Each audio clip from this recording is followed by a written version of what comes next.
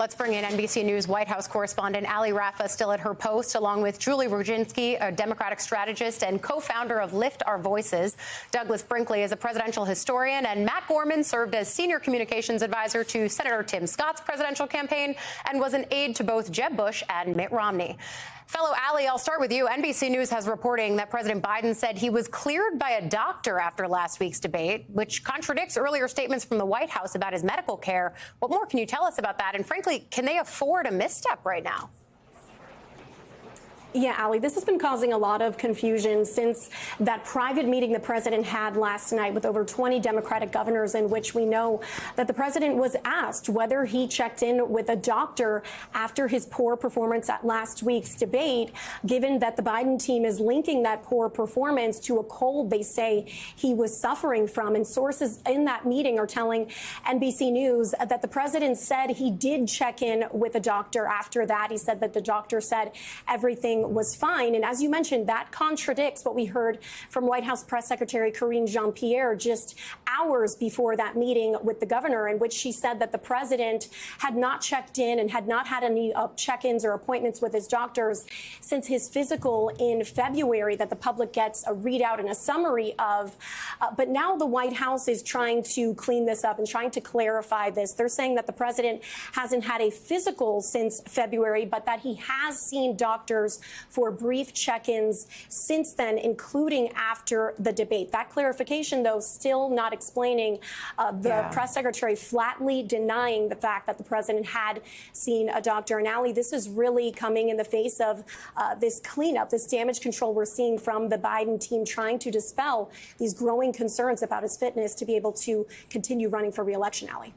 Yeah, because, Ali, she was asked yesterday in the press briefing, he's 81. He's had a persistent cold. Didn't he check in with a doctor? Thank you for clearing up some of that answer for us. Julie, you and I have both done a lot of work around women in politics. And right now, a lot of conversation is centered on Vice President Kamala Harris, who has been steadfast in her support of Biden, even amid chatter about her being the one to ultimately replace him on the ticket. That's not happening right now, but not everyone thinks that she would be the best choice to replace him. So what would it even mean for Democrats right now if she were to be passed over? Well, look, and Doug can actually make the argument much better than I can, but no Democrat has been elected since 1964 with a majority of the white vote. The backbone of this party are Black women and voters of color, and it's very important to make sure that their voices are heard. And before we make any decisions as a party about who should succeed Joe Biden, were he to get out, I think it's very important to make sure that that cohort, the backbone of our party, is heard. Whether they want Kamala Harris or they want somebody else is a different story, but I think that's a voice that's very important. I will also say this, the time for the Hamlet routine from the White House is over.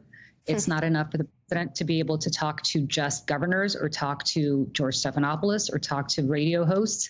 He needs to get out there and show the American people that he's capable of prosecuting the case against Donald Trump. That is what's important right now. Either he can do it effectively or somebody else can do it effectively. But that is the most important thing. We just had a Supreme Court case that was absolutely devastating to the American project. That will signal the end of our American democracy as we know it if somebody like Donald Trump is back in office. And until we have a nominee who can show the American people that he can prosecute that case day in, day out in front of crowds, not just in front of selected media, I fear for our future. So that's something that's very important for the White House to realize 8 days now after that disastrous debate. Yeah, Doug, Julie's teeing me up and helping me do my job here, because you can make that point that she was making about how past nominees in the Democratic Party have been elected. But there are also plenty of other historical comparisons being made right now, specifically between President Biden and President Lyndon B. Johnson, who in 1968 announced he would step aside. Are those comparisons even fair? Do they fit right now? I think the comparisons are worth looking at. I mean, but what we're dealing with today is this, physician gate. I mean, did you see a doctor? Didn't you? Why do we have confusion? What is the White House staff doing? How does the president say one thing and his press secretary say another? And you're seeing President Biden, without humor, constantly having to apologize and, as just eloquently said, not really taking the case to Donald Trump. I think he's trying to wear the clock out to get up to that late July or early August, it's going to be a pre-Chicago, video conference to see if he's the nominee. But Johnson in 68, March 31st, he shocked the nation and said, I'm stepping down. And it was because of the Vietnam War, but also because his wife, Lady Bird Johnson, said time's up. Lyndon's health was bad. He had heart issues, high blood pressure, high cholesterol. It was a laundry list of them. And Johnson did the right thing stepping down. And there are people that want Biden to do the right thing and step down now, too. That's where the comparison comes in. And then Chicago is the backdrop for 68 and of course, our year, too. I think, Doug, the thing I think about is that as much as we're making historical comparisons, we're also at a place where we're writing an early draft of history. What would you say at this early moment where Democrats are on the one hand wringing their hands about President Biden and on the other hand saying this is an inflection point for American democracy? What would your first draft of history say? Doug. She's center. I don't think there's any scenario where she's not in it. She's either going to have to be the vice president for Joe Biden, going out there and bringing up women's issues like she's been doing, talking about climate change. Her state of California now is in huge problems, or she'll be the nominee of the party. And hence, she'll inherit the money from Joe Biden. And Biden could step out by saying, I'm turning it over to a woman of color, something historic, and come out on that high end. But Kamala Harris is the story as far as I'm concerned right now. Matt, Donald Trump has entered the chat, as we knew he would. Just watch this new video, and then we'll talk about it on the other side. He just quit, he's quitting the race. Is that right? Yep, I got him out of the race. And that means we have Kamala. I think she's going to be better.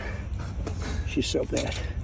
She's so pathetic. It's so amazing. It's just so bad. Okay, so none of that is right, but cut through the posturing for us here. Do you think Trump would prefer to run against Biden or Harris or any other Democrat who's in this conversation?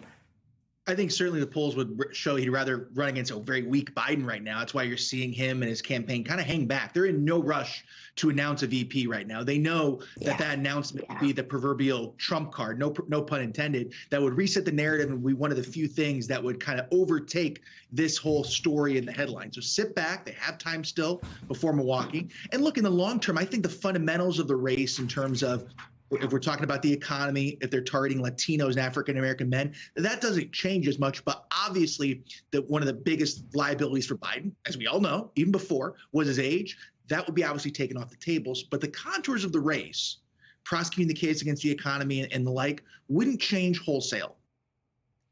I think that's a good point there. I want to flip gears back to considering the situation for Democrats, because, Julie, Doug brought up the fact that first ladies have been influential at moments like this. And certainly Dr. Jill Biden has been her husband's most outspoken defender. She continued to do that yesterday in Michigan, where she told a room full of Democrats, quote, let me repeat what my husband has said plainly and clearly. Joe is the Democratic nominee, and he is going to beat Donald Trump just like he did in 2020. She also said Joe's been knocked down and counted out his whole life, but when he gets knocked down, he gets back up. That's certainly something we've continued to hear from the White House.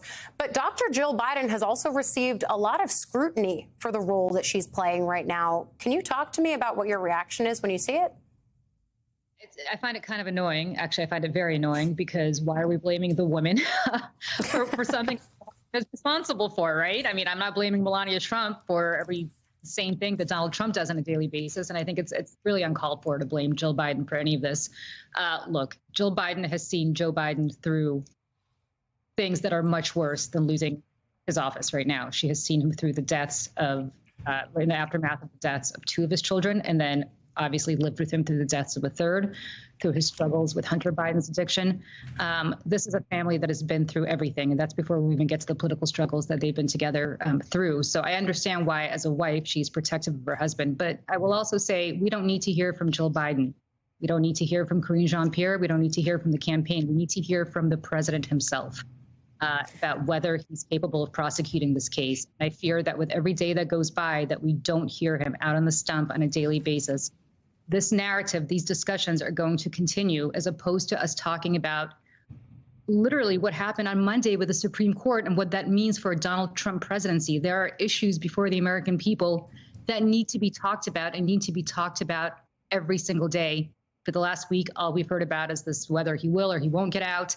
you need to cut the cord. He's capable of staying in. He needs to show us that he is. If he's not capable of staying in, he needs to get out quickly so that somebody else can prosecute this case.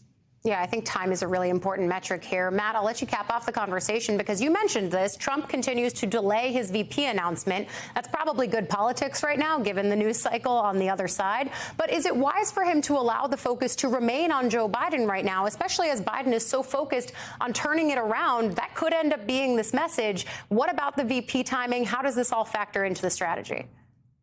In theory, right, you wouldn't, in context, you wouldn't normally want your opponent to have all the media in the world. In this case, it's a rare instance where you do. Let them fight it out. Let the drip, where the governors are staying behind Biden that don't want to share a ballot with him. But the members of Congress, I think, will continue to come out and let them do that. There's no reason to be on the front page right now. No reason to insert yourself in the story. I think, another week before we see the VP announcement. Hey there, MSNBC fans. I'm Luke Russert, and be sure to join me, Rachel Maddow, Jen Psaki, Lawrence O'Donnell, Steve Kornacki, Joy Reid, and many more September 7th in Brooklyn, MSNBC Live Democracy 2024. Click on the link for ticket information. We will see you there.